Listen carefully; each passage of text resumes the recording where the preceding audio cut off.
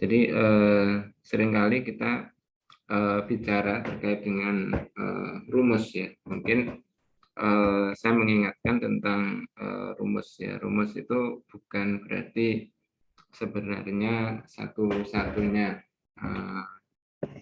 alat yang bisa digunakan untuk menghitung luas. Maksudnya ketika misalkan rumus luas trapesium, ada rumus luas jajar genjang, ada rumus luas persegi panjang. Ya, artinya di situ tentunya ketika memang itu dibuat, itu disesuaikan dengan kondisinya masing-masing. Jadi kondisinya masing-masing. Artinya gini, katakanlah ketika kita memiliki rumus luas trapesium, yakni trapesium. Jadi kalau kita katakan di sini rumusnya di sini.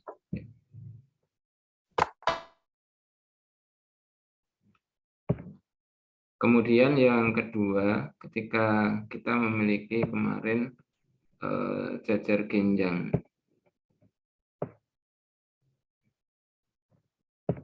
Ini kan ketika O, AB, C, D. Ketika kita tuliskan, ketika ini adalah kita menarik garis tingginya di sini, sehingga di sini adalah D aksen. Maka kan luas itu kalau kita tuliskan sama dengan setengah, D aksen atau AB, AB kali D aksen. Jadi ini. Nah, kemudian satu lagi ketika kita memiliki bentuk persegi panjang. Ketika kita kemarin awalnya adalah kita dapatkan rumus P, L, kemudian luas itu adalah P kali L. Kalau ini AB, P itu AB, ini C, ini D. Nah, yang kita lihat itu pertama gini. Ketika kita memiliki ada satu rumus pertama. Kemudian ini ada rumus kedua. Ini ada rumus ketiga. Kan misalkan gini, ketika satu saat saudara ditanya disuruh memilih. Jadi disuruh memilih mana di antara rumus ketiga rumus ini. Ya, kalau dipilih salah satu. Jadi kalau saudara diminta memilih salah satu. Nomor 1, nomor 2, atau nomor 3. Ya. Tetapi ketika dipilih itu, dapat digunakan untuk menghitung luas yang pertama, kedua, dan ketiga. Atau dapat digunakan untuk menghitung luas ketiganya. Jadi kan artinya ketika kita lakukan itu, maka sebenarnya kan apakah rumus itu sebenarnya harus ini? Kan tidak ya. Jadi maka ada satu pilihan ya. Satu pilihan itu kan gini. Ketika kita memilih rumus yang P kali L, maka tidak bisa digunakan untuk yang nomor 2 dan nomor 3. Ketika kita pilih yang nomor 2, tidak bisa digunakan untuk mengerjakan yang nomor 3. Tapi nomor 2 masih bisa. Dan nomor 1 masih bisa. Jadi artinya bagaimana ketika kita pilih nomor 3. Jadi nomor 3 itu kan setengah D di aksen. D di aksen itu apa? Jarak 2 garis sejajar. Jadi kalau D di aksen jarak 2 garis sejajar, maka di sini kan kalau pada persegi panjang, L itu kan menyatakan jarak 2 garis sejajar, karena yang kita katakan ini kan sama. Nah, jadi kita menghitung, oh jarak 2 garis sejajar, kan boleh pakai yang mana, kita ambil yang ini. Nah, berarti masih bisa digunakan ini. Nah kemudian yang kedua, kalau di sini kan ini, D di aksen, ya, jadi jarak 2 garis sejajar. proyeksi D pada ini. Nah, kemudian yang kedua, ketika yang kita lihat itu adalah ini setengah AB plus DC. Jumlah panjang dua sisi yang sejajar dibagi 2. Nah, kalau ini kan DC ditambah AB. Nah, sehingga per 2. Sehingga kita dapatkan rumusnya ini. Kalau misalkan di sini kita gunakan, berarti kan DC ditambah AB. Karena pada jajar genjang AB sama dengan DC. Berarti kan sebenarnya kan ketika DC ditambah AB per 2 itu kan sama dengan 2AB per 2. Berarti kan AB. Oh, kalau gitu ketika AB plus DC per 2 itu kalau pada jajar genjang kan bisa diwakili AB. Nah, kemudian kalau di sini ya sama sih. Ini kan menggunakan jajar genjang juga karena DC ditambah AB ini sama panjang. Nah, berarti juga berlaku. Jadi artinya kan di situ kadang ketika kita belajar secara parsial, maka ketika kadang diintegrasikan pada satu persoalan kadang-kadang terpaku pada rumus itu ya. Jadi terpaku pada rumus itu. Termasuk kemarin misalkan ketika kita bicara pada persegi, apakah bisa digunakan rumus luas belah ketupat ya, tentunya adalah bisa karena di situ dia gunanya pepotongan tegak lurus ya. Oke ya, itu mungkin beberapa bentuk. Nah, kemudian nanti ketika bagaimana kita implementasikan nanti mungkin kita tambahkan besok. Cuma ada beberapa persoalan yang mungkin nanti kita lihat sama-sama. Tugas kemarin sudah saya buat, cuma nanti hari ini sudah diupload, nanti dikumpulkan 1 minggu, kemudian nanti ada tugas baru lagi mungkin minggu depan, dikumpulkan sebelum UTS. Ya, oke. Nah, di sini mungkin ketika kita bicara terkait dengan dulu pernah bicara tentang Pitagoras ya. Pitagoras yang mungkin kalau kita tuliskan dalam bentuk ini. Jadi pada segitiga siku-siku berlaku kuadrat panjang sisi ini ya. Jadi sisi miring itu sama dengan jumlah kuadrat dari panjang sisi yang lain. Nah, sebenarnya di sini saya ingin menambahkan. Jadi kalau pada segitiga itu jadi artinya ketika nanti diberikan sebuah segitiga, katakanlah ABC,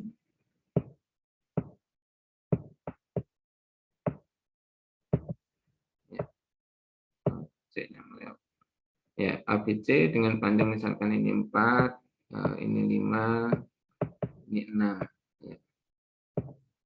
Misalkan bisa nggak kita menghitung luas segitiga ABC ini tanpa harus menggunakan rumus setengah A kali T, tanpa harus mencari mana tingginya. Jadi misalkan, oh tingginya ini kita cari dengan Pitagoras. Nah, jadi bisa nggak? Nah, dulu kita mengenal mungkin rumus yang kita tuliskan L itu adalah sama dengan ini ya, akar S kali S min A,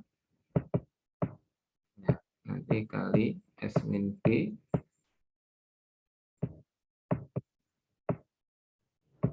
ya, kali S min C. Ya, kita ingin mungkin melihat itu ya. Nah, pertama yang kita lihat itu pertama adalah kita memiliki Pitagoras kemarin ini. Kemudian ketika nanti diterapkan pada segitiga lancip, pada segitiga tumpul, ya maka kemarin kita dapatkan itu. Nah, kemudian ketika kita memiliki bentuk penerapan di sini, yang kita bawa itu kan nanti apakah kita nanti akan mendapatkan ini. Nah, mungkin kita lihat dari bentuk ini.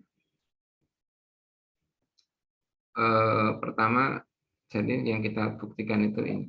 Jadi tadi yang saya tuliskan ini,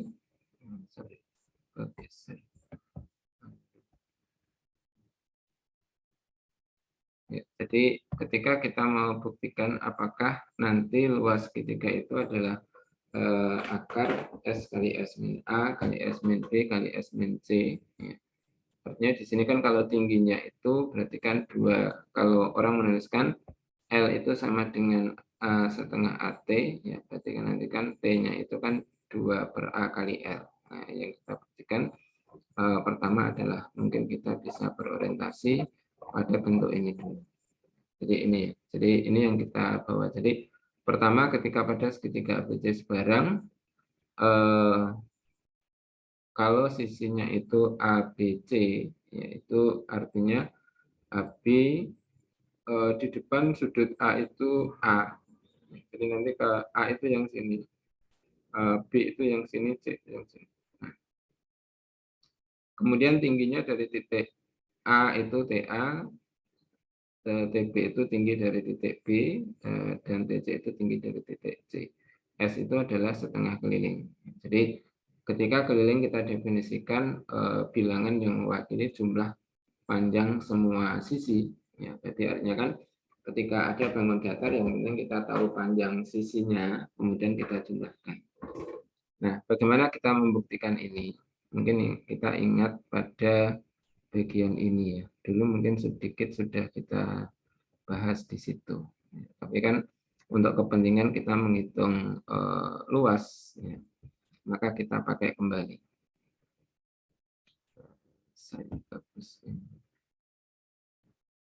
Oke, nah kita lihat di sini.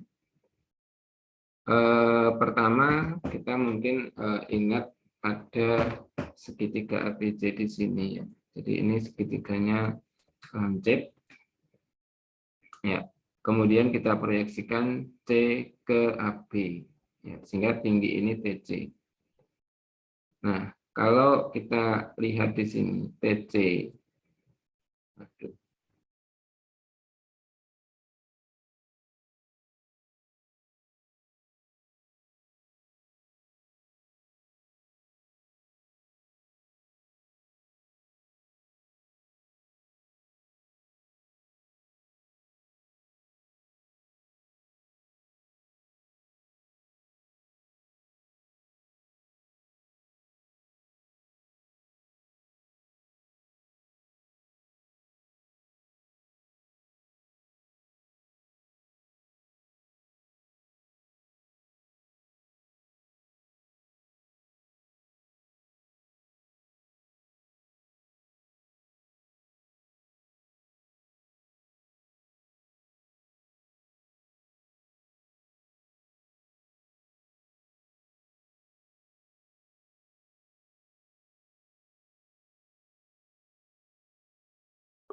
Maaf Pak, masih belum di-unmute.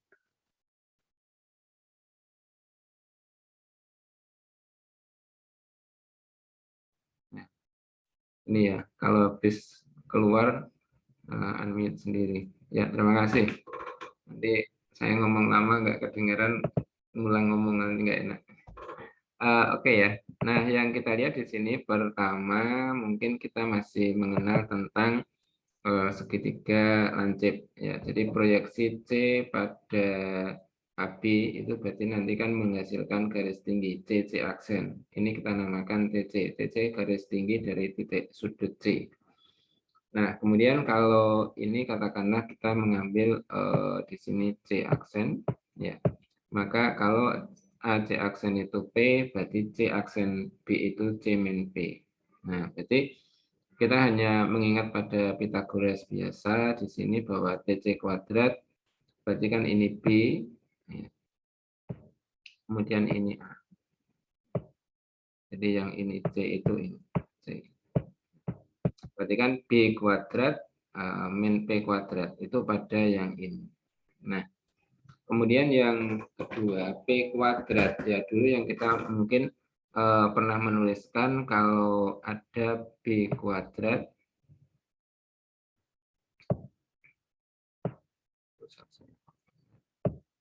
B kuadrat min P kuadrat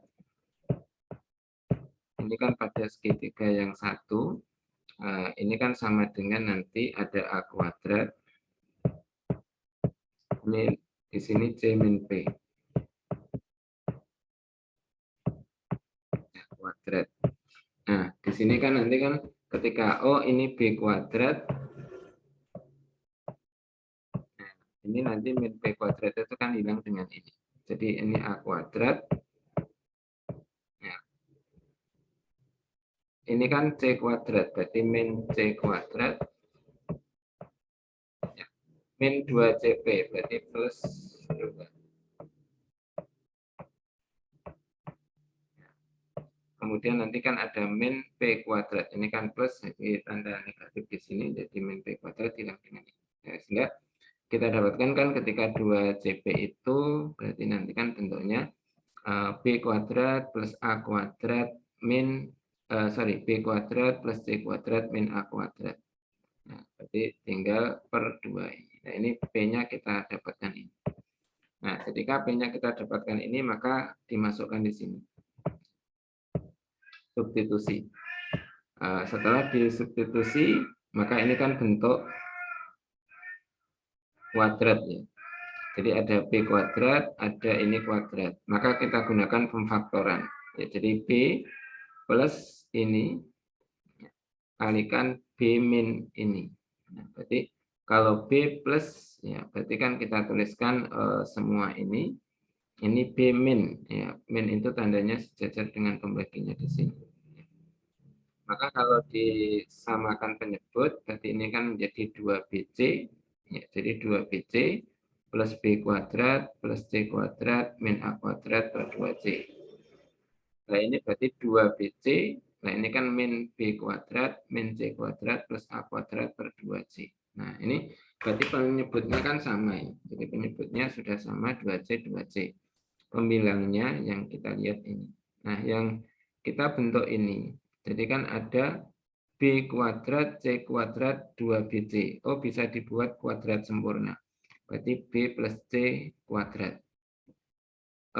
Ini ada bentuk BC. Tapi di sini kan B kuadrat min C kuadrat. Oh, berarti di sini adalah A kuadrat. Ininya yang negatifnya kita keluarkan. Berarti kan B min C kuadrat. Ya, jadi, maka kita tuliskan ini. Ya.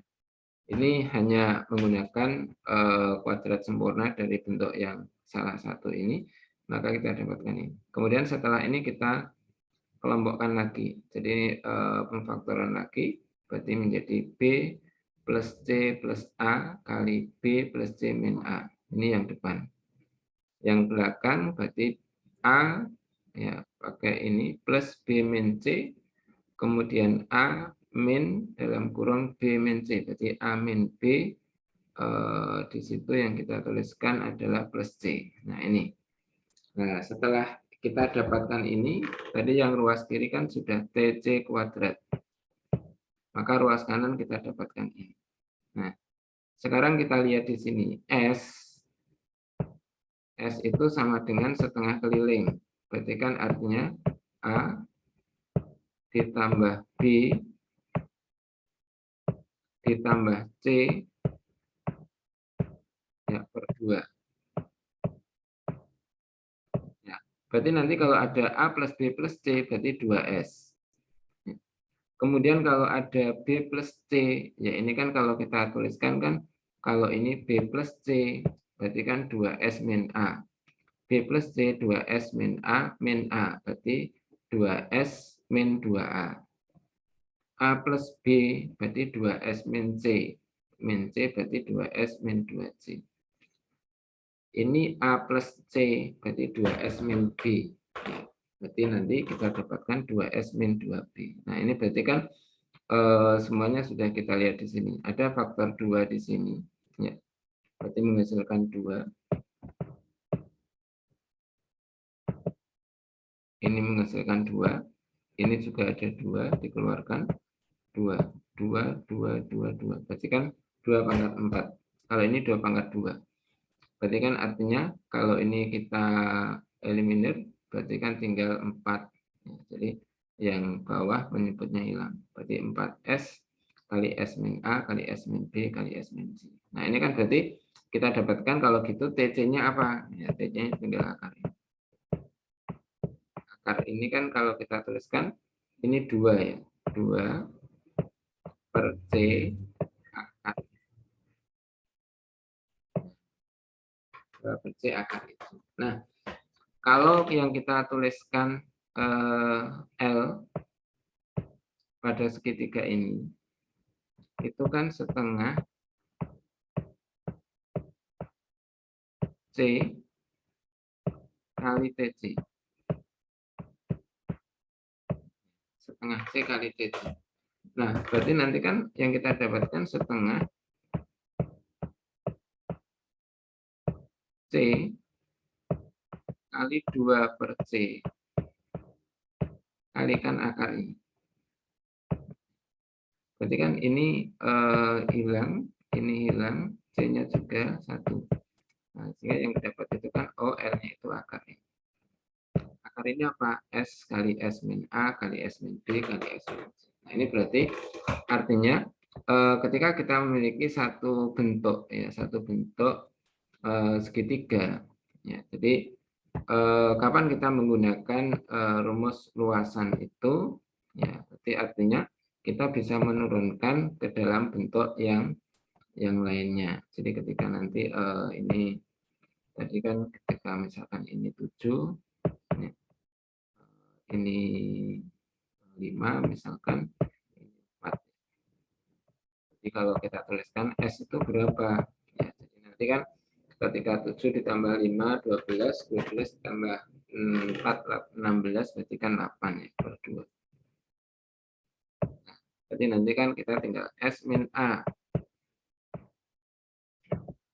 Kalau ini A, B, C. S min A berarti 8 min 4, berarti 4.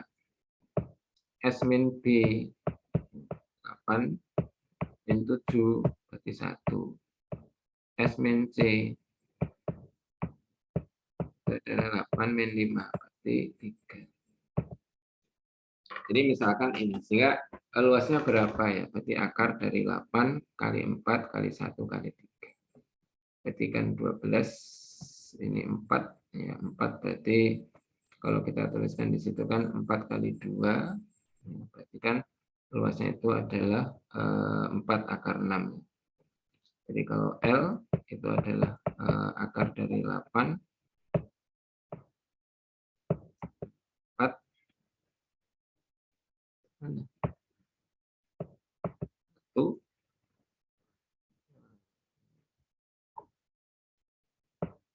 ya, 3. Ini kan boleh ditulis 4 kali 2. Jadi 4 berarti keluar itu 4. Kemudian 2 kali 3, 6. Ya, jadi itu adalah satu bentuk mungkin ketika kita mengerjakan sesuatu, maka formula itu bisa lebih mudah untuk didapatkan. Gitu ya. Kemudian kalau misalkan kita bekerja pada bentuk yang lain, misalkan dengan bantuan perbandingan dengan fungsi, ya, maka dikatakan di situ kadang kita tentukan juga luas itu adalah ketika kita menggunakan nilai sinusnya. Jadi ketika O setengah BC sin A, O setengah AC sin ini. Nah, itu perolehannya adalah dengan bantuan setengah C kali TC, tetapi TC itu dinyatakan dengan menggunakan panjang AC dan sudut A. Ya, jadi sehingga orientasinya itu kan mungkin sudah mengkaitkan dengan nilai perbandingan. Ya, jadi nilai perbandingan yang kita tuliskan itu menjadi satu definisi fungsi trigonometri.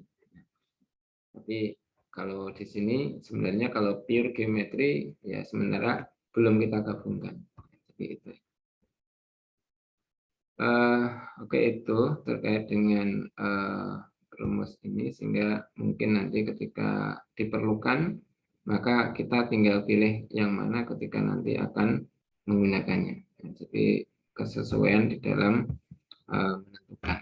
Nah, sehingga ketika luas ketika ini kita tuliskan menjadi bentuknya adalah ini. Ya. Jadi kadang mempermudah, ya, tapi tergantung kondisi persoalan yang diberikan.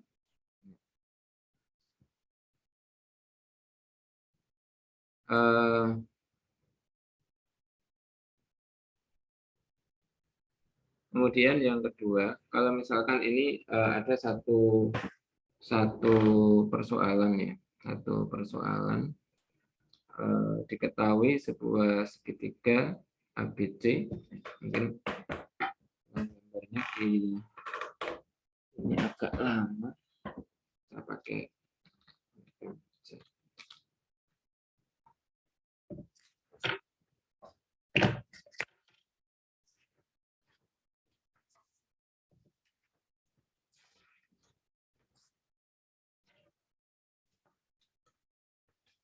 silakan dibaca soalnya, mungkin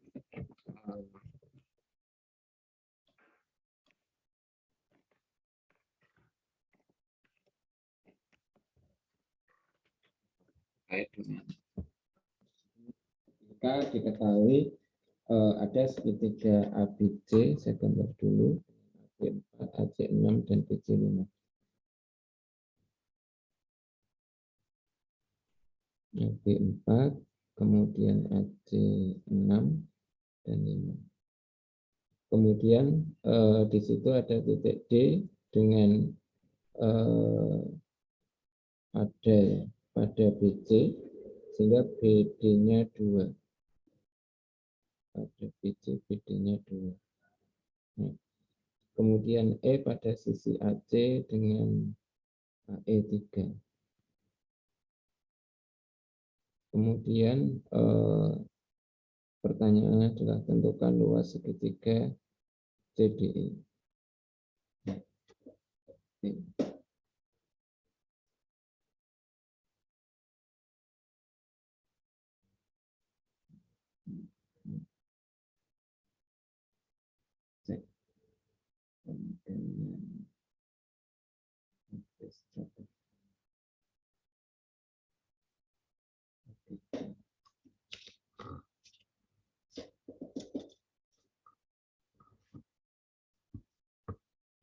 Oke, misal gambarnya ini, jadi secara sekilas atau kalau kita gambar lagi, karena di sini adalah bentuknya ini. Mungkin kalau kita gambarkan tulis ini, kan kalau yang diketahui AB itu 4, tapi BC-nya yang 6. Jadi ilustrasi nanti tidak menggambarkan kondisi, yaitu berarti sebenarnya adalah kurang pas ya. Jadi artinya kan ketika kita menggambarkan bagaimana bentuknya, sehingga nanti ketahuan segitiganya itu lancip, tumpul, atau siku-siku. Nah, yang kita lihat itu kan ketika ini 36, ini 16, ini 25, berarti 41. Maka segitiganya sebenarnya tetap segitiga lancip. Nah, kalau kita gambarkan di sini, artinya ketika ini 4, kemudian bentuknya, jadi yang lebih panjang itu ke sini. A, B, C. Nah, AC-nya 6, BC-nya 5, kemudian ini 4. Nah, sehingga kadang-kadang kan ketika kita memisalkan, kadang mempengaruhi visualisasi persepsi. Ya. Jadi kalau misalkan kita tidak terganggu dengan persepsi, kita konsepnya ada baik, tidak masalah. Nah, ini titik D, ini 2. Ini titik E, ini 3. Nah, ini titik 3. Berapa luas segitiga CED?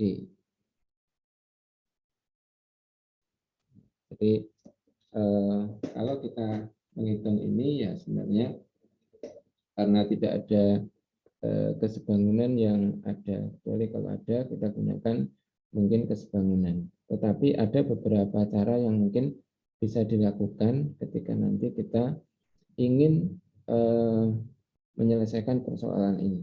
Ya. Pertama ketika kita menghitung luas segitiga CED, apakah akan menggunakan rumus setengah A kali T atau menggunakan konsep perbandingan garis tinggi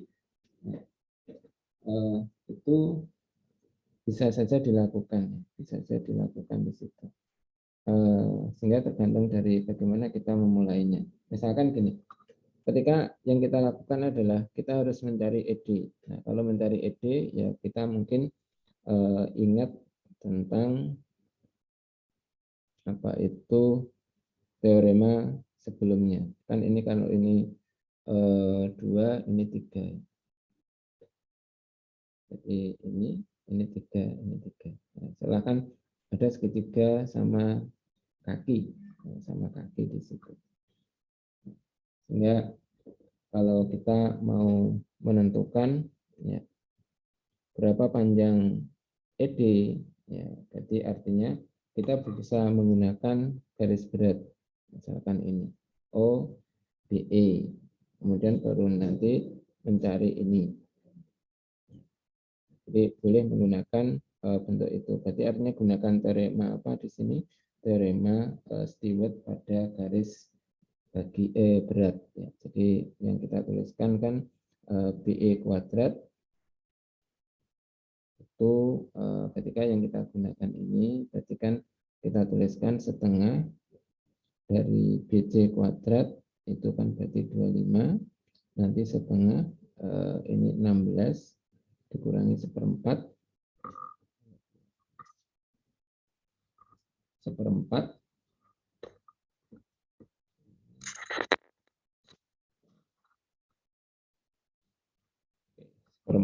kali 36. Nah, jadi yang kita nantikan ini 25/2, kemudian ditambah 8 dikurangi. Jadi kalau 23/2, ini BE kuadrat.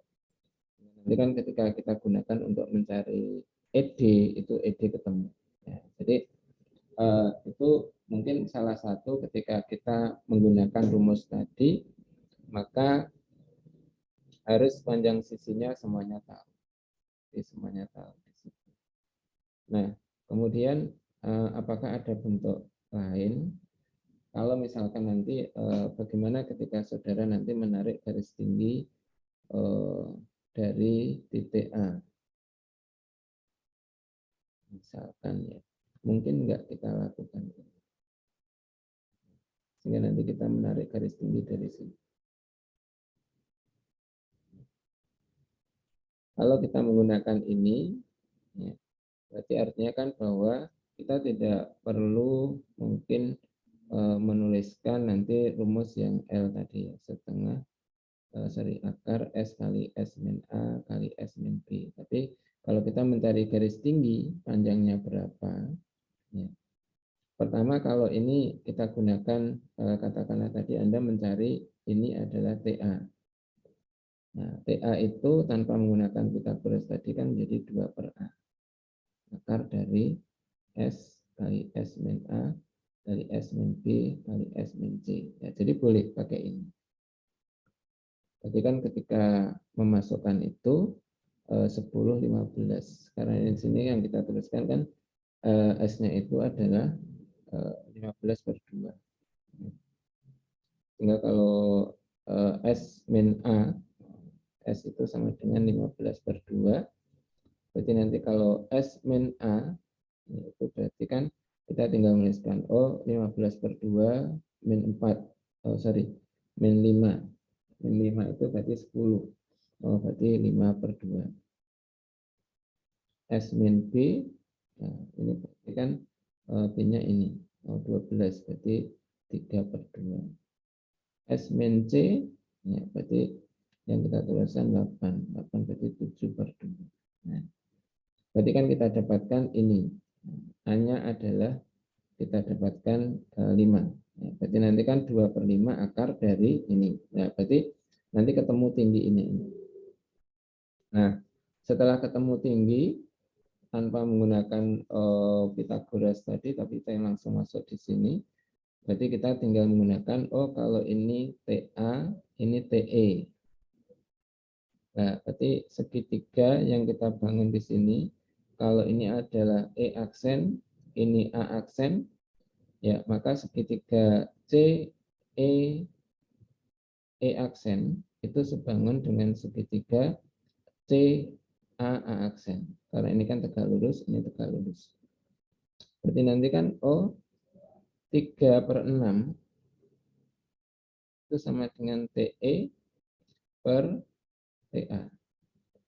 Oh, kalau gitu TE itu adalah setengah TA. Ya, berarti secara otomatis kita sudah bisa menghitung luasnya. Ketika tingginya itu adalah setengah dari TA, padahal alasnya itu kan 3. Ya, berarti sudah bisa ketemu. Nah, itu berarti artinya ketika kita menyelesaikan boleh menggunakan beberapa bentuk ya. Jadi tidak harus sama. Mungkin itu yang memberikan variasi kita nanti di dalam mengerjakan. Jadi tidak harus satu kelas itu adalah sama ya. Jadi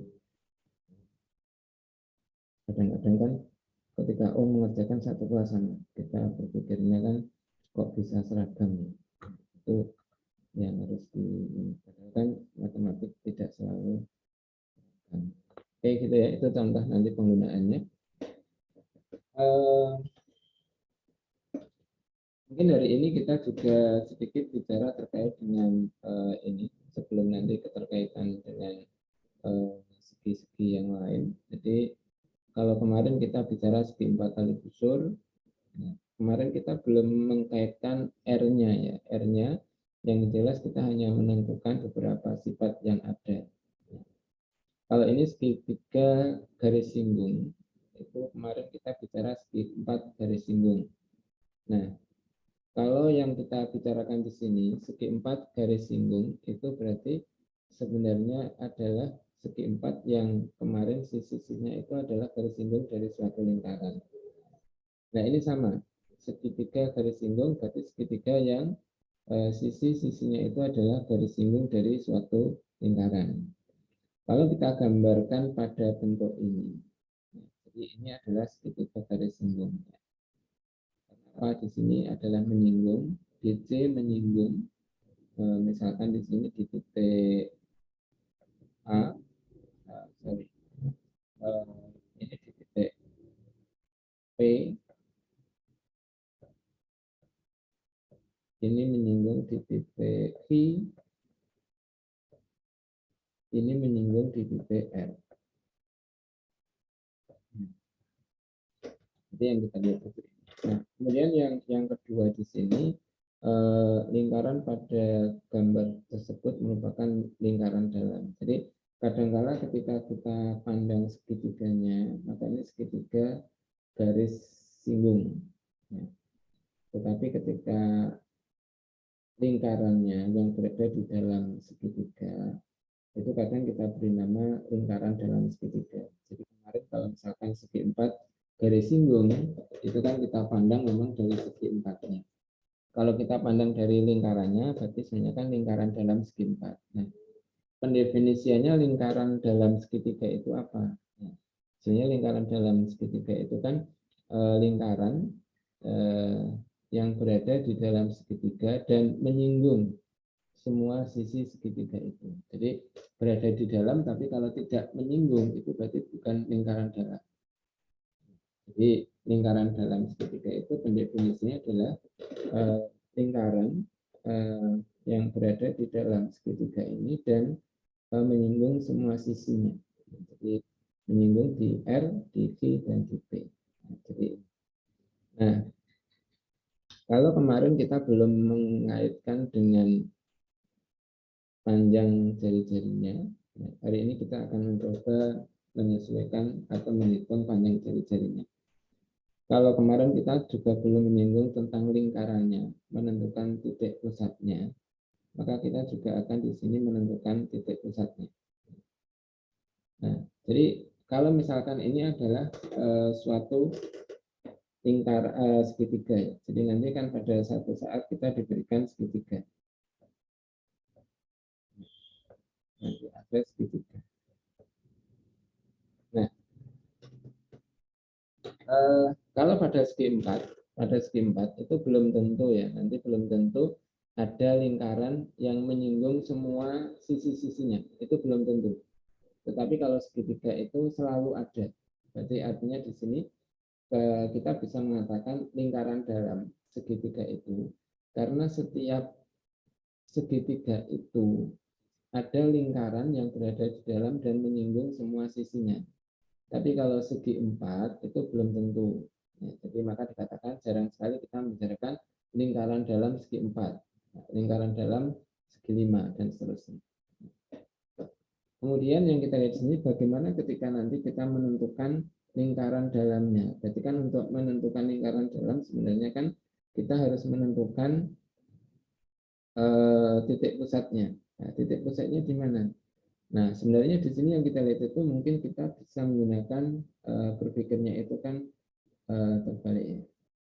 Jadi ketika ini titik singgungnya kita hubungkan ke O. Ini titik singgungnya kita hubungkan ke O. Ini kita singgungkan.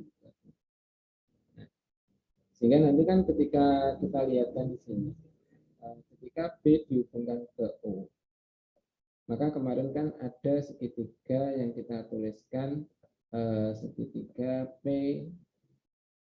B, O, dan segitiga di sini adalah Q, B, O.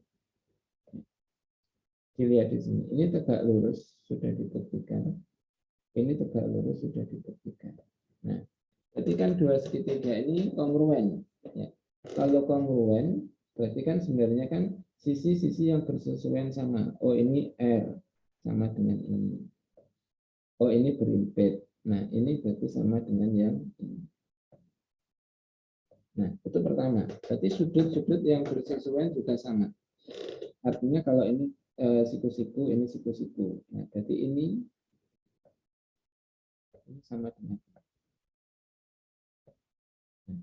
Nanti analog dengan bentuk yang sama. Ketika misalkan kita tarik garis dari ini, maka kan nanti ini akan sama dengan ini.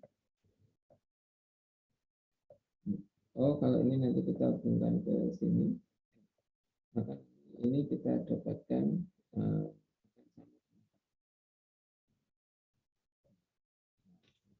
berarti dari bentuk ini, dari sifat ini yang kita lihat ada kongruensi ROC, QOC, kemudian ROA dengan POA, nah itu berarti kan kita dapatkan bahwa kalau BO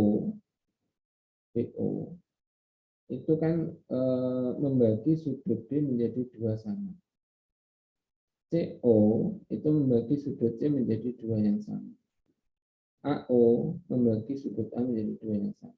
Oh, kalau gitu sebenarnya kan titik pusat lingkaran dalam dari segitiga ABC itu adalah perpotongan dari ketiga garis bagi. Nah, jadi nanti ketika menentukan, berarti buat garis bagi dari A, nah, misalkan kita buat garis bagi dari B, misalkan kita dapatkan di sini. Nah, maka ini adalah titik pusatnya. Jadi nanti kan kalau ini kita teruskan misalkan, maka di sini kan yang kita buat itu di sini. Jadi titik singgung ini bukan titik bagi ya. Jadi bukan titik bagi, tapi yang bagi itu tegak lurus ke sini. Jadi nanti ketika berapa R-nya, nah R-nya itu berarti kan jarak dari yang kita buat ini tegak lurus ke sini.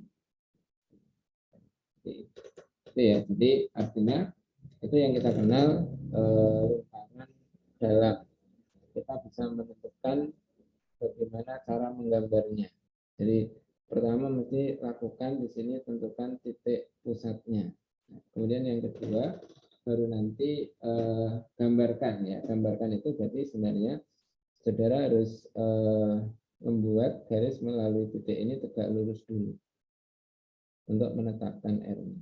Jadi dari titik ini buat garis tegak lurus, kan sama ketika nanti diberikan garis ada titik ini buat tegak lurus, ya, otomatis kan kita sudah sering kali ya ketika nanti kan Anda membuat lingkaran, nah, misalkan kursor ini, maka akan memotong di dua titik ini, maka nanti kusurkan dari sini, ya, bisa nanti tanpa diubah kusurkan dari sini, kemudian ketemu titik potong, ya, nanti di sini juga ketemu titik potong, ya, nanti hubungkan itu berarti sudah tegak lurus, jadi dan melalui titik ini, itu berarti teknik ya. Jadi artinya kan orang menggambar itu tidak apa ya, tidak selalu bersifat prosedural, tapi di dalam konsep menemukannya itu mungkin juga konseptual. Oke, itu terkait dengan bentuk ini ya. Jadi kita mungkin bisa mengenal lebih jauh. Nah, sekarang bagaimana kita menentukan panjang jari-jarinya. Nah, jadi bagaimana kita menentukan panjang jari-jarinya. Tadi kalau menentukan titik pusatnya itu sudah ya. Jadi teknisnya tadi adalah dengan sebenarnya kita alurnya sorot balik tadi. Nah, bagaimana kita menentukan panjang jari-jarinya? R-nya itu berapa? Nah, jadi kalau kita nanti sudah menghitung tahu R-nya berapa, maka sebenarnya kan kita tidak perlu lagi membuat garis yang tegak lurus sebenarnya. Jadi kalau sudah ketemu titik pusat, maka ketemu R, ya nanti kita buat lingkaran dengan panjang jari-jari R itu. Oke, yang kita. Nah, sekarang kalau misalkan ini tadi adalah lingkaran singgung, kemudian kita buat bentuknya ini. Nah, nanti kalau ini kita hubungkan, ini juga nanti.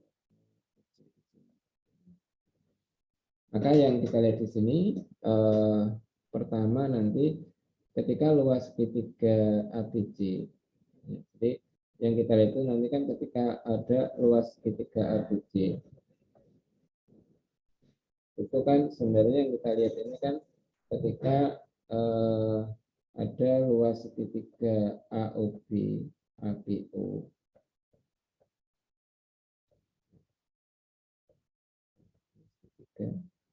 ditambah nanti luas segitiga BCO,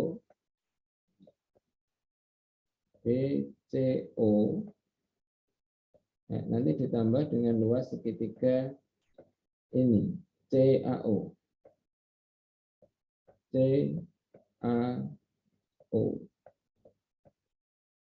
jadi kan kita partisi di sini menjadi tiga ini. Ini satu, ini yang kedua, ini yang ketiga. Nah, kemudian kalau ini ada titik singgungnya, ini di P ya tadi ya. P, ini Q, ini R. Maka kan ini R ya, ini R karena menyinggung. Ini juga R, ini juga R. Berarti kan kalau gitu luas segitiga ABO itu apa? Segitiga ABO berarti OP itu kan garis tinggi dari O. O berarti ini kalau kita hitung setengah C kali R. Sehingga nanti ditambah, oh kalau ini apa? BCO berarti setengah A kali R. Setengah A kali R. Oh, kalau CAO apa? Berarti juga setengah. Nah, di sini B kali R. Berarti yang muncul kan ada setengah semua, setengah R kali A ditambah B ditambah C. Nah, ini kan berarti kan kalau R, kemudian ada setengah A plus B plus C kan berarti S. Oh, kalau gitu L itu sama dengan RS. Kalau L sama dengan RS, berarti kan R-nya apa? R itu sama dengan ini, L per S. Jadi yang kita tuliskan ini. Jadi kita bisa menentukan ini.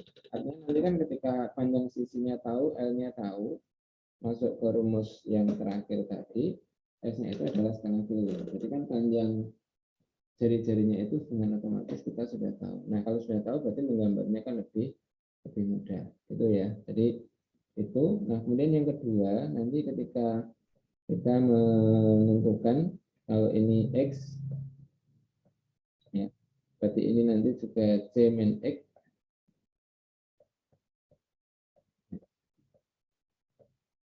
Ya, jadi ini C min X. Nah, ini nanti kan C min X.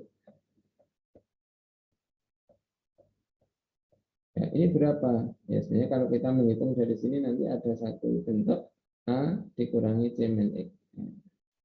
Jadi ini berapa? Ya, nanti A dikurangi dalam kurung C min X.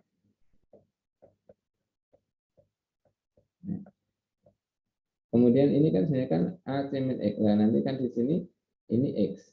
Nah, jadi nanti sorry.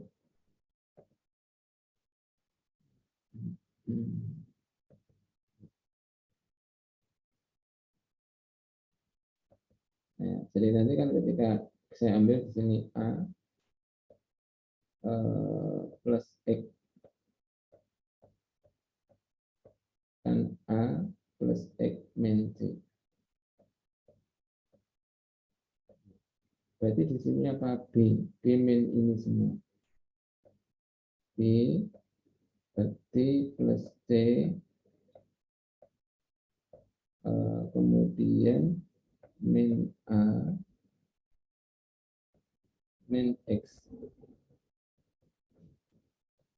Jadi ini. Tapi sebenarnya ini kan sama dengan nanti nilainya harusnya adalah sama dengan X. Jadi kalau kemarin kita tuliskan kalau ini X, ya. Kemudian kalau di sini Y, ini Y. Kemudian kalau ini Z, ya ini Z. Karena kombinasi Z. Ya. Tapi ini kan ketika kita menelusuri bentuk, maka kita dapatkan ini. Itu ya, sehingga nanti ketika kadang diperlukan penggunaannya kita tahu manfaatnya itu. Oke, itu kalau segitiga ini, segitiga dalam atau segitiga garis singgung atau lingkaran dalam. Nah, sekarang yang kedua,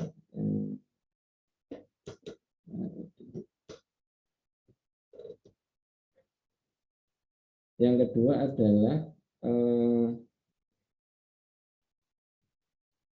terkait dengan bentuk ini. Bentuk yang kedua adalah lingkaran melalui ini. Jadi kalau segitiganya segitiga tali busur. Segitiga yang sisi-sisinya merupakan tali busur suatu lingkaran. Nah, atau kalau kita katakan lingkaran segitiga atau lingkaran luar segitiga. Lingkaran luar segitiga, lingkaran yang melalui titik-titik sudut segitiga. Nah, pada saat membahas segi empat, itu kita menekankan segi empat tali busur. Artinya segi empat yang titik-titik sudutnya itu berada lingkaran atau sisi-sisinya berupa tali busur. Tapi kalau kita membahas ini, seringkali kita yang gunakan itu adalah segitiga luar, lingkaran luar. Kenapa kita menggunakan sudut pandang yang berbeda? Karena di setiap segitiga itu selalu ada lingkaran yang melalui tiga titik sudutnya. Kan artinya kan ketika kita menentukan persamaan lingkaran butuh berapa titik? Maka butuh 3 titik. Nah, berarti artinya ketika 3 titik itu tidak kolinier, itu terbentuk sebuah segitiga. Nah, berarti kan artinya klop. Ya, selalu ada. Nah, kenapa yang kita pandang bukan segi lingkaran luar segi 4? Karena tidak setiap segi 4 itu memiliki lingkaran luar. Tidak setiap segi 4 itu memiliki lingkaran luar. Jadi kadang kita tidak bisa menggambarkan segi 4 lingkaran yang melalui titik-titik sudut suatu segi 4. Ya. Katakanlah misalkan satu saat kita ingin pada bentuk belah ketupat ya, misalkan itu. Maka akan sulit untuk menggambarkan sebuah lingkaran yang melalui keempat titik sudutnya. Kecuali persegi ya, persegi bisa, persegi panjang ya. Persegi panjang tidak memiliki lingkaran kanan. Nah, jadi ada bentuk yang mungkin barangkali selalu ada, tapi juga di sisi lain dia tidak ada di situ. Oke, nah pertama gini, kalau kita dibuatkan sebuah segitiga,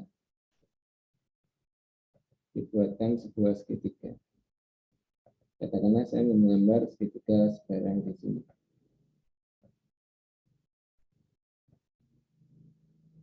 Nah, bagaimana kita menggambarkan lingkaran yang melalui titik sudut ini?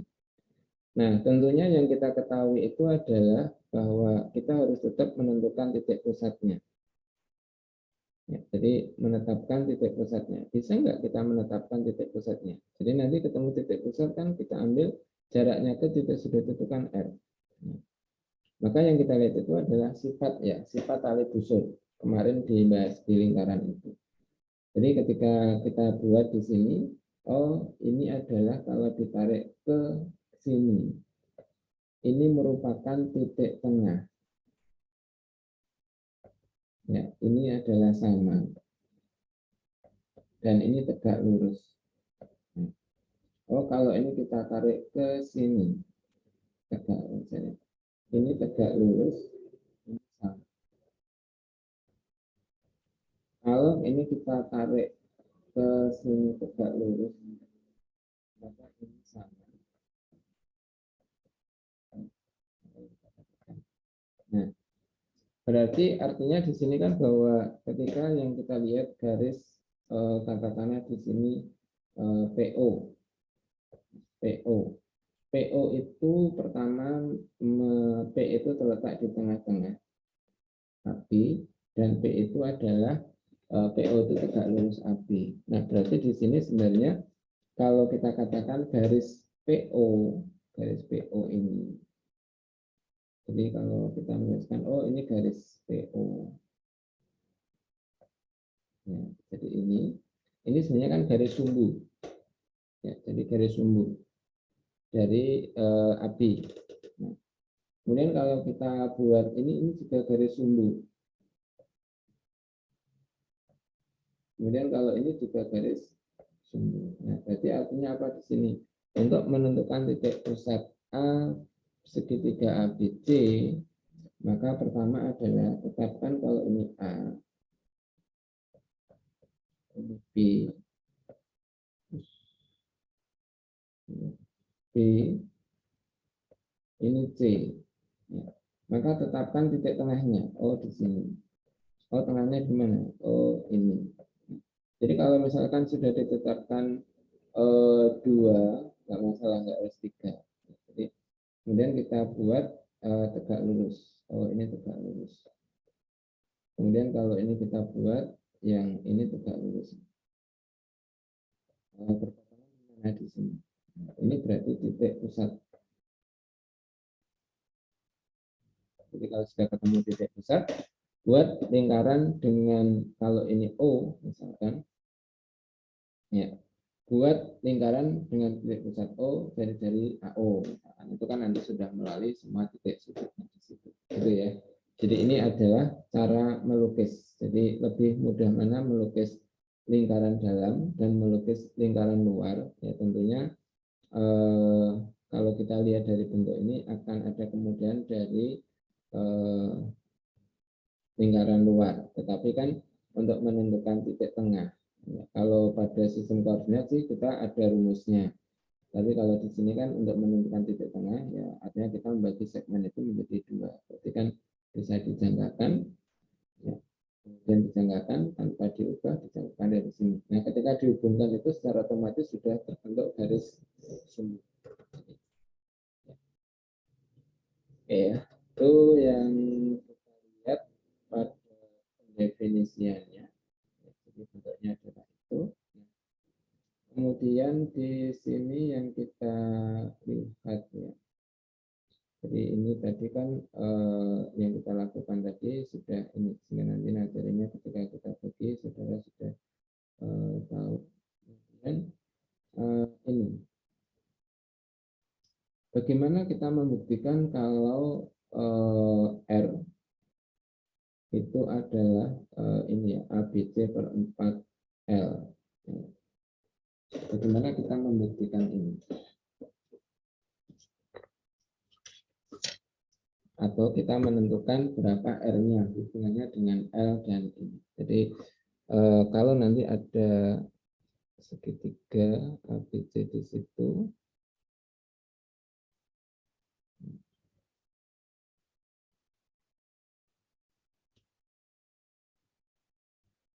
A, B, C, O. Ya, nah bagaimana kita membuktikan ini? Kita stop.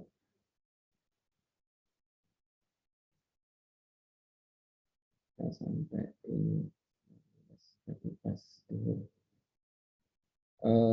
Misalkan ini ya. Jadi kalau R itu nanti menyatakan panjang jari-jari lingkaran luar segitiga ABC. Nah,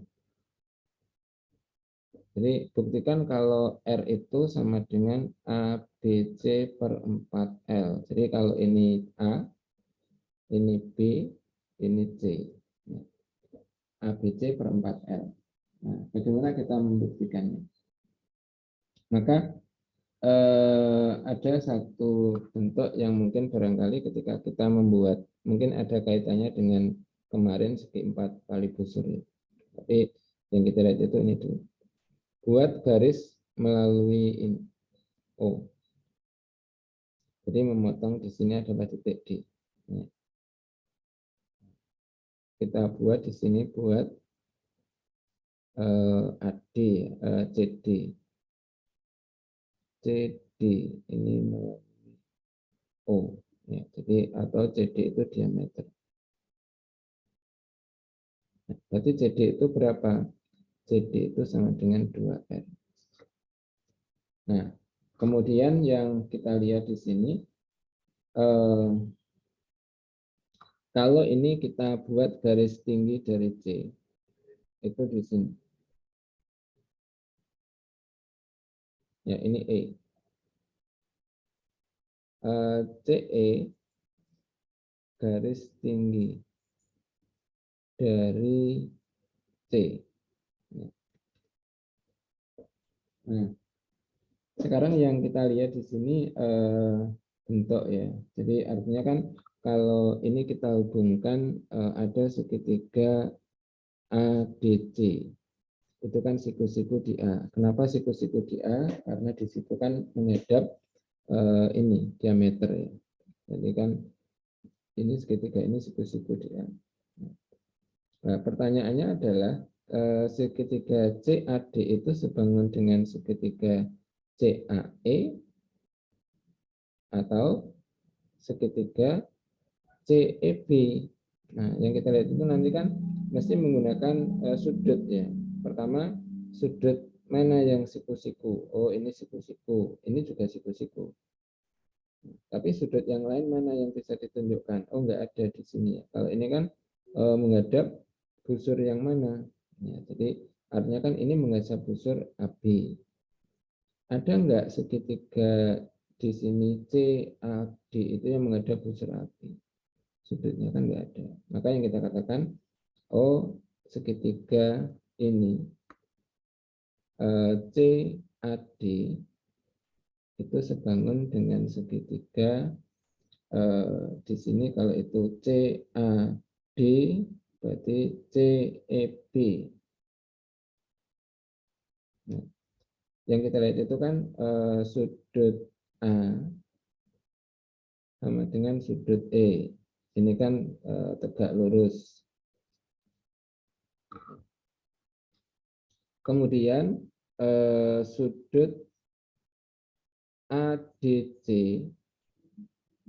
itu sama dengan besar sudut CBE. Kenapa? Ya, ini kan menghadap busur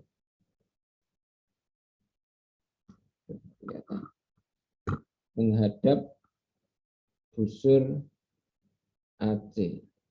Ya, jadi ini. Ya, jadi menghadap busur AC, maka dikatakan ini sama. Jadi segitiga itu adalah sebangun. Nah, kalau dua segitiga itu sebangun, kita bisa meneruskan untuk menentukan perbandingan yang ada di sini. Jadi yang kita lihat itu nanti kan ketika ada segitiga ini sebangun, berarti kalau misalkan ada CD dibanding dengan AC, ya, jadi CD dibanding AC, ini kan sisi terpanjang miring. Oh, berarti sama dengan CB dibanding dengan ini ya, CE. Ya. Sehingga yang kita tuliskan di sini, maka di sini kan yang kita dapatkan CD, CD itu 2R. Kemudian AC itu B. CB itu A, CE itu T. Jadi kan kalau gitu kita tuliskan OT, ya, T itu sama dengan AB per 2R. AB per 2R. Nah, ketika luas segitiga ABC, itu apa yang kita tuliskan? Kan setengah AB kali CE. Berarti setengah AB, setengah AB itu kan C. Setengah AB, AB itu C. Ya. Maka di sini CE, C itu T. Nah, C itu T. T itu berarti AB per 2R. Nah, oh kalau gini kita dapatkan kan O ABC per 4R. Nah, ini berarti yang kita dapatkan rumus luasannya itu kita dapatkan ABC per 4R. Jadi R-nya apa? Ya, kalau R-nya ya kita tinggal menuliskan di sini ya, ABC per 4R. Jadi dibalik ya. Gitu ya. Jadi di dalam menentukan ini kita mungkin mengingat tentang kesebangunan. Jadi ketika kita menentukan bentuknya, ya. Jadi di sini bahwa kalau nanti kita menarik garis ini, maka nanti kita dapatkan 2R-nya di sini. Jadi boleh buktikan apakah harus ini? Ya nanti kan kalau kita buat di sini, ya nanti bentuknya ini. Kemudian garis tingginya mana? Garis tinggi. Sehingga tadi ketika kita tuliskan ini E tadi, dan ini D. Ya, gitu ya. Jadi ketika yang kita lihat membentuk segitiga siku-siku, ini ada bentuk ini siku-siku di A. Ya. Kemudian yang kita lihat kalau di sini kan bentuknya ini kan ADC itu menghadap busur AC. Maka di sini yang kita lihat itu ini. Jadi itu kalau kita kaitkan dengan bentuk ini, maka ada segitiga CAD yang sebangun dengan segitiga CEB. Jadi itu ya sehingga yang kita dapatkan nanti formulanya. Ya, oke ya, itu kita dapatkan segitiga garis singgung, segitiga tali busur. Ya. Sehingga nanti ketika ini adalah terkait dengan lingkaran yang menyinggung di dalam. Jadi nanti kan kalau Tadi kan ada lingkaran dalam tadi menyinggung di dalam. Nanti juga ada lingkaran yang menyinggung di luar. Jadi kalau menyinggung di luar itu mestinya ada 3 lingkaran. Sehingga nanti lingkaran singgung luar itu ada 3, kalau lingkaran singgung dalam itu ada 1. Itu ya. Mungkin yang kita lihat itu. Nah, oke, itu bentuknya. Mungkin beberapa bentuk nanti bisa dicoba ya, dicoba dalam arti bagaimana kita menyelesaikan persoalan-persoalan ini dengan memanfaatkan bentuk tadi atau konsep-konsep sebelumnya. Jadi dengan menggunakan konsep-konsep sebelumnya. Jadi termasuk pada bagian ini kemarin beberapa sudah kita dapatkan, mungkin nanti kita juga bisa gunakan bentuk itu. Satu bentuk yang mungkin kalau kita lihat satu soal ya, satu soal saja sebelum kita akhiri, misalkan nomor 1 ya, nomor 1 di sini ada lingkaran K itu merupakan lingkaran luar segitiga ABC dan lingkaran dalam segitiga PQR. Jika ABC dan PQR keduanya segitiga sama sisi, maka berapa rasio keliling ABC terhadap keliling PQR. Jadi nanti ketika ada satu lingkaran ini merupakan lingkaran dalam dari satu segitiga dan sekaligus lingkaran luar dari satu segitiga. Jadi nanti ketika mungkin saudara membentuk ini ada segitiga, katakanlah lingkaran dalam, berarti PQR. Nah, misalkan ini. Nah, kemudian nanti misalkan kita bentuk ada lingkaran luar. Jadi kalau kita membentuk lingkaran luar, ya, jadi ini hanya ilustrasi, jadi kita tidak mungkin membuatnya tidak persis sama ya.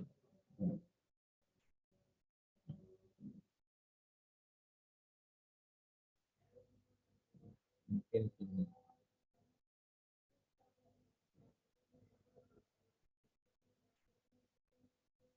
Nih. Jadi mungkin gambarannya seperti ini. Jadi yang kita lihat itu nanti kan ketika ini segitiganya sama sisi A, B, C, ini PQR. P, I, R. Merupakan lingkaran luar segitiga ABC. Ini ABC, ini B, ini C. Kemudian lingkaran dalam segitiga PQR. Ini P, ini I, ini R. Nah, yang kita lihat itu nanti pertama ketika panjang sisinya itu ini X. Ya, panjang sisinya yang luar itu Y. Ya. Berarti kan sebenarnya kan kalau R-nya itu kan kalau kita pandang R, ini adalah pada segitiga ABC. Ya. Kalau pada segitiga ABC, karena ini adalah lingkaran luar, berarti kan sebenarnya kan X pangkat 3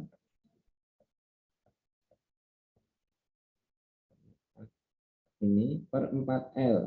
Ya, jadi nanti kalau misalkan ada ini panjang sisinya ini X, kemudian ini X, ini kan setengah X-nya ini. Berarti T-nya berapa? Nah, kalau T ini yang kita tuliskan itu kan sebenarnya di sini X kuadrat min seperempat X kuadrat. Min seperempat X kuadrat. Nah, berarti kan ini sebenarnya kan kalau kita tuliskan setengah X akar 3. Berarti nanti kan kalau luas segitiga ABC, ya ini kan sebenarnya kan kita tuliskan ini adalah kalau R itu ABC 4 ya, 4 kali luas segitiga ABC berarti setengah, kemudian kalikan X, ya, kalikan setengah X akar 3. Nah, ini kalau lingkaran luar. Sehingga kalau ini saja kan kita dapatkan bentuknya itu kan ini. Bentuknya ini kan X kuadrat, berarti kan tinggal X. Kemudian setengah seperempat, berarti 4-nya hilang, per akar 3. Nah, ini yang di sisi ini. Nah, kalau R ini kita pandang yang luar, berarti kan L per S. Ya. Kalau L-nya itu kan sama ya. L itu kan kalau kita tuliskan, berarti bentuknya itu kan berarti setengah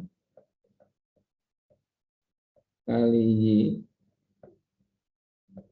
kali setengah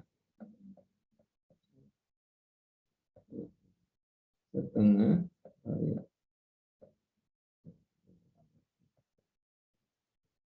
setengah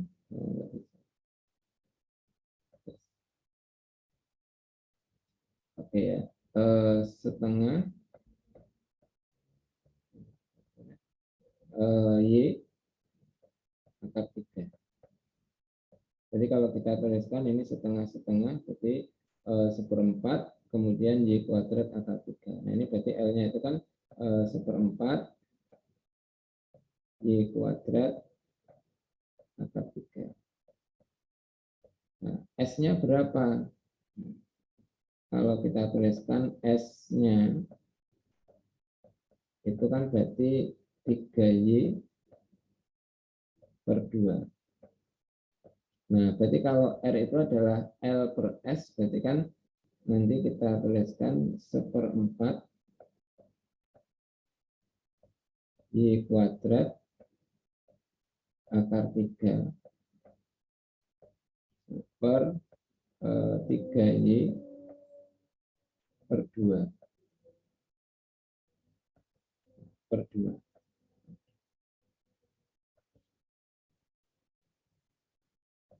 Per 2. Ya, jadi ini. Jadi nanti Y dengan Y hilang di sini. Kemudian ini kan bentuknya adalah 3 per 2, berarti nanti jadi 2, berarti nanti setengah, berarti kan yang kita tuliskan 1/6 ya. Jadi yang kita tuliskan di sini kan menjadi 1/6 Y akar 3. Ya, jadi R ini kita tuliskan di sini bentuknya 1/6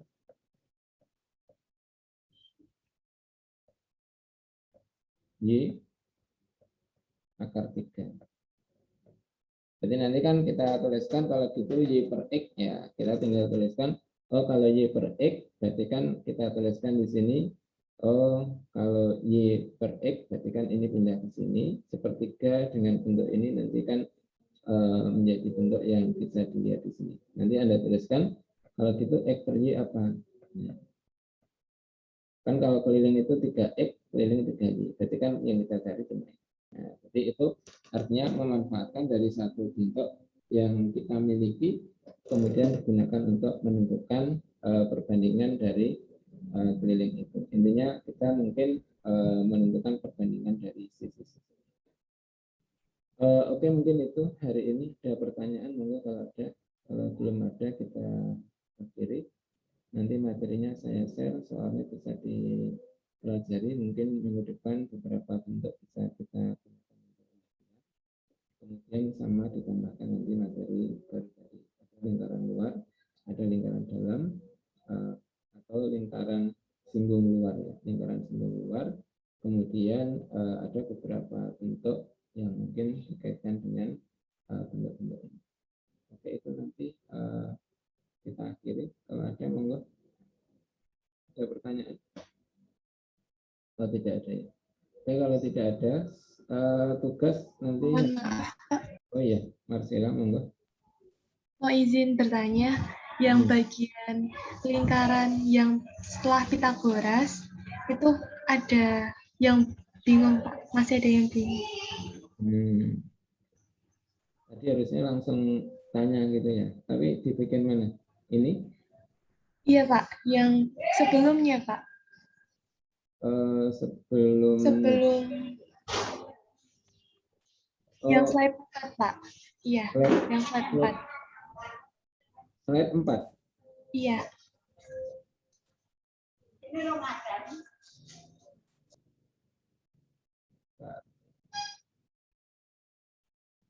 Ini.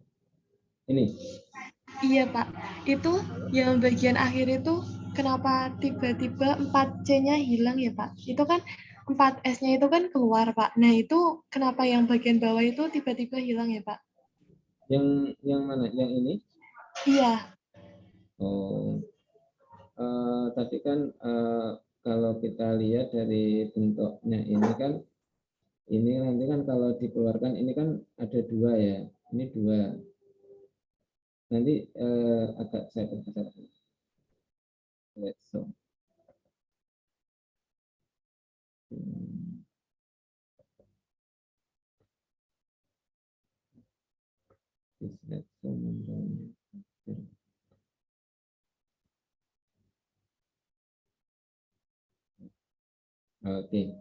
Oke ya, Mbak Marcella, di sini yang kita lihat itu kan gini.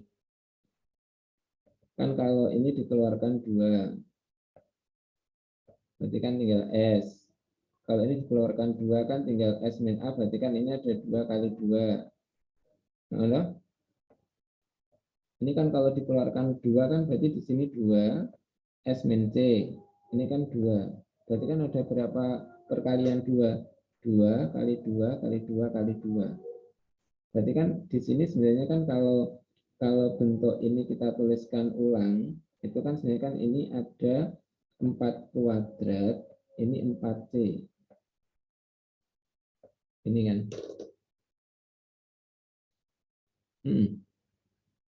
Halo? Iya Pak, paham Pak. Terima kasih Pak. Mohon maaf. Ya. Oke, jadi seperti itu. Oke, mungkin seperti itu. Kalau ada yang lain yang ditanyakan, nanti kalau misalkan belum terjawab di sini bisa di WA, nggak apa-apa. Oke, itu terus saya sampaikan dari ini nanti ada tugas di Spada, sehingga nanti tolong dikerjakan waktunya 1 minggu. Kemudian nanti kemudian nanti kita tambahkan untuk latihan